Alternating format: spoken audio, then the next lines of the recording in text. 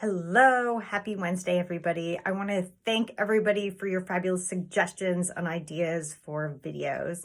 I definitely received a couple responses for some color theory and palette usage. So I thought I'd go through the colors on my palette and sort of explain why I chose that colors. However, I do want to mention that I do like to add colors every now and then if I have a painting that has a predominant color that is not normally on my palette. I will add that. I am not strictly ridden to what I have set out on my palette.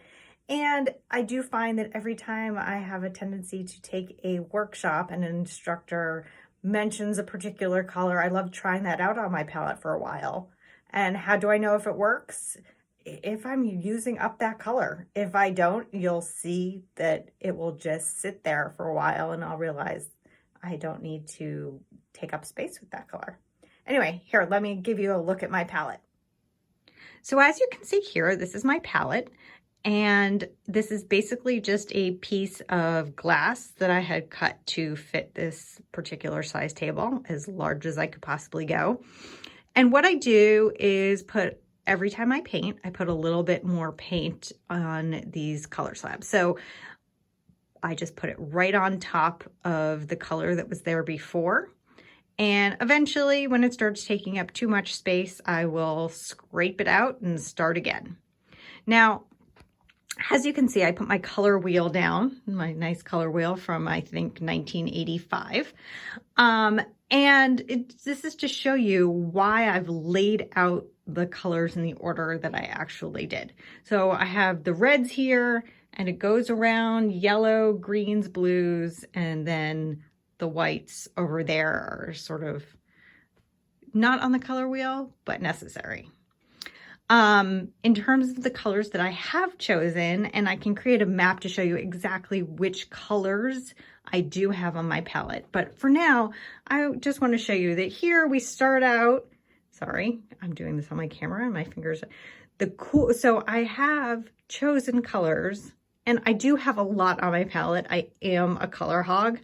So this is probably a more complicated palette than some people use. So this is alizarin crimson, which would be considered a cooler red. And then we move to cadmium red, that's a warmer red. And this is actually sepia extra, which is a really warm neutral color and really tones down the vibrancy of the color, which I love. This here is a red oxide.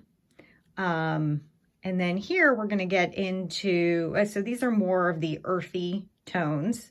This is raw sienna, and then Indian yellow, which apparently, little known fact, the original version was made of wolf urine. And then here we're getting into cadmium yellow light. So again, we have a warm version and then a cool version of yellow. And we get into green, and we have a sap green that's a warm green, and here is a viridian green, which is a cooler green. As you can see where I'm going, so each one of my colors really has a warm and a cool, and sometimes more than that. This is turquoise. I think it's just a fun color to add to my palette. Cobalt blue would be the cooler blue. Ultramarine blue would be the warmer blue. This color, I think I added very recently. It's just sort of a fun, warmer purple.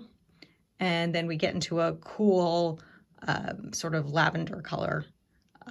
And then we have our magenta and two whites. Well, this looks pink on the palette. When you mix it, it's very transparent and actually adds more of a white to it. So here's my palette. This is how I start. I'm going to do that right now. Add a little color each time to the palette, and try not to get too upset about wasting colors if you don't use it, because you never know when you're going to need it. So that is my palette. If you have any questions about my palette, feel free to send me a message. I'd love to hear from you. In the meantime, I will be back next week with another video. Have a good one.